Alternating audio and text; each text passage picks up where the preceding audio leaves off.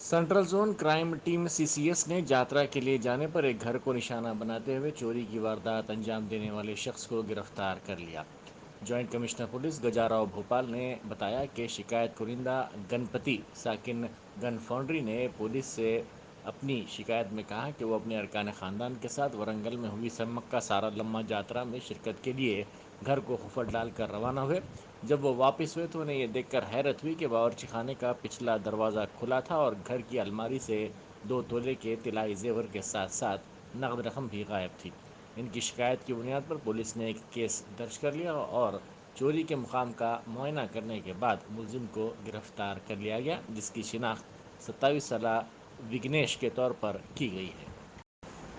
Joint commissioner police CCS Hyderabad Gajarao Bhupal ने कहा है कि सीसीएस की क्राइम टीम का अहिया किया गया है। अब ये टीमें पहले की तरह काम कर रही हैं। सीसीएस के लिए दरकार अमले को दस्तयाब करवाया गया है। कमिश्नर पुलिस हैदराबाद सीसीएस पर खुसूसी तवज्जो मरकूज़ किए हुए हैं। उन्होंने कहा कि महेश बैंक के मामले की भी तहकीकात की जा रही है। సిసిఎస్లో ఇప్పుడు మళ్ళీ క్రైమ్ టీమ్స్ని పునరుద్ధరించడం జరిగింది. ఇందులో భాగంగా ప్రతి జోన్కి ఒక టీం పెట్టాము. మొత్తం ఈ క్రైమ్ టీమ్స్ అందరికీ ఏసీపీ హరీష్ కౌశిక్ ఆయన ఇన్ఛార్జ్ ఉన్నారు. అలాగే ప్రతి డివిజన్కి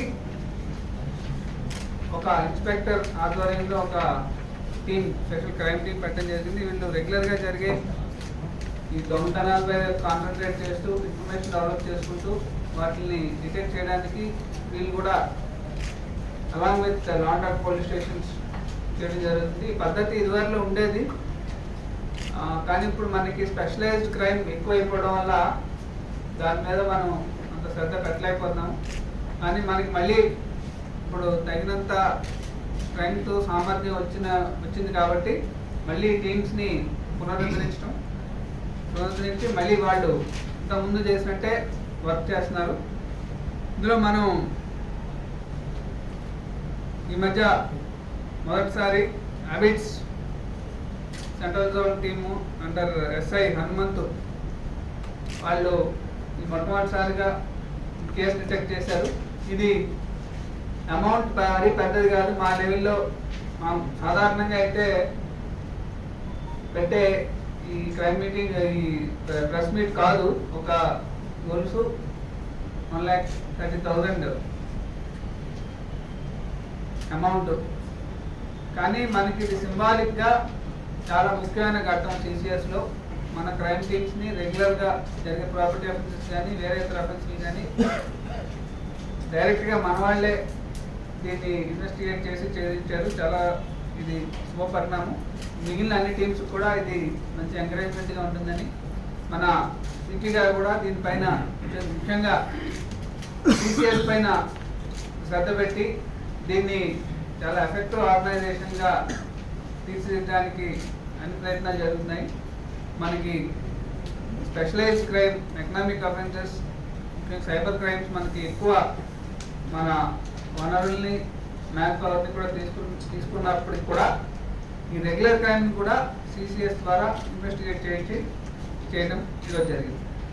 మన సిపి గారు కూడా దీనిపైన ముఖ్యంగా సిసిఎస్ పైన శ్రద్ధ పెట్టి దీన్ని చాలా ఎఫెక్టివ్ ఆర్గనైజేషన్గా తీర్చిదిద్దడానికి అన్ని ప్రయత్నాలు జరుగుతున్నాయి. మనకి specialised crime, economic offences, cyber crimes మనకి ఎక్కువ మన వనరుల్ని, మ్యాన్ పవర్ని కూడా తీసుకున్నప్పటికి కూడా ఈ రెగ్యులర్ క్రైమ్ కూడా సిసిఎస్ ద్వారా ఇన్వెస్టిగేట్ చేయడం ఈరోజు జరిగింది. Thank you.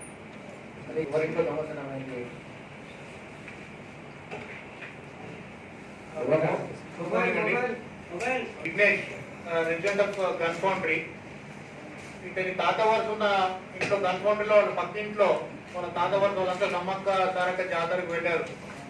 ఆ back door, kitchen back door open చేసుకుని లోపలికి వెళ్ళి అతని కీ ఎక్కడ పెడతారో తెలుసు కాబట్టి ఆ కీ ద్వారా తీసి క్యాష్ తర్వాత తీసుకొని వెళ్ళిపోయాడు. వాళ్ళు వచ్చి చూస్తున్నారు, బట్ వాళ్ళకు ఎక్కడ పోయిందో అర్థం కాదు. తర్వాత మన వాళ్ళు కొంచెం వర్కౌట్ చేసి అతన్ని సస్పెక్ట్ చేసి తీసుకురావడం జరిగింది. అతడు వాలంటరీగా కన్ఫెస్ చేశాడు. అతని పొజిషన్లో ఈ క్యాష్ అవి చైన్ సీజ్ చేయడం జరిగింది.